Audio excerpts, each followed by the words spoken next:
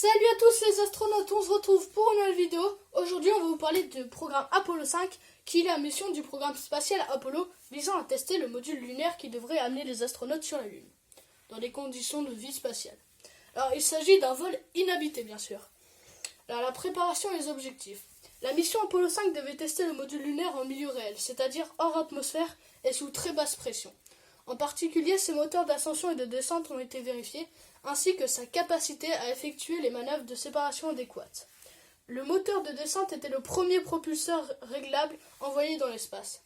Tout comme Apollo 4, ce vol fut retardé à cause notamment du module lunaire. Le lancement était prévu pour avril 1967, mais des délais supplémentaires liés entre autres à des défauts techniques et de fabrication repoussèrent l'échéance de plusieurs mois.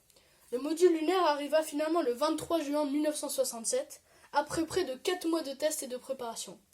Il fut fixé sur le lanceur le 19 novembre.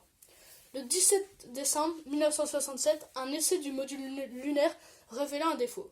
Une fenêtre se brisa lors de la pressurisation de la cabine. C'est-à-dire que quand ils ont enlevé l'air de la cabine pour pouvoir laisser émettre et pouvoir laisser le module lunaire, la pression du coup elle augmente. Et ce qui s'est passé, c'est que les hublots internes et externes, ainsi que le verre acrylique qui les recouvrait, ils ont éclaté totalement. Le 28 décembre 1967, il fut décidé que les fenêtres de verre du module, du coup à la place des fenêtres de verre, ils ont été remplacés par des panneaux d'aluminium comme précaution par rapport aux problèmes observés. Le déroulement du vol. Le lanceur destiné à placer Apollo 5 en orbite fut une fusée spatiale Saturn. Moins puissante et moins coûteuse que Saturn V, mais suffisante pour placer un module en orbite. La fusée Saturn utilisée pour Apollo 5 était à l'origine destinée pour Apollo 1. C'est-à-dire qu'ils ont réutilisé celle d'Apollo 1. Elle n'avait pas subi de dommages lors de l'accident qui coûta la vie aux astronautes de cette première mission. Comme prévu, les fenêtres du module spatial furent remplacées par des panneaux d'aluminium pour écourter les délais, déjà importants de préparation du module lunaire. Il fut décidé de se passer du train d'atterrissage puisqu'il n'aurait pas à se poser.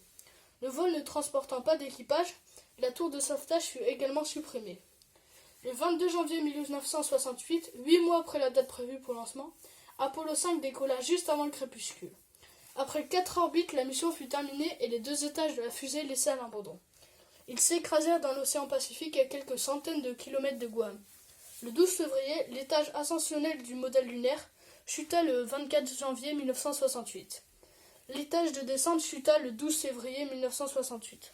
Vous imaginez, il y a eu environ 1 mois entre les 2 étages qui sont partis. Du coup, ça veut dire qu'ils ne sont pas tous les 2 descendus à la même allure.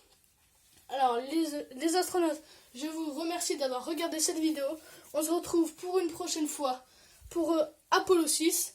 Et aujourd'hui, je vous demande de vous abonner et de lâcher un pouce bleu.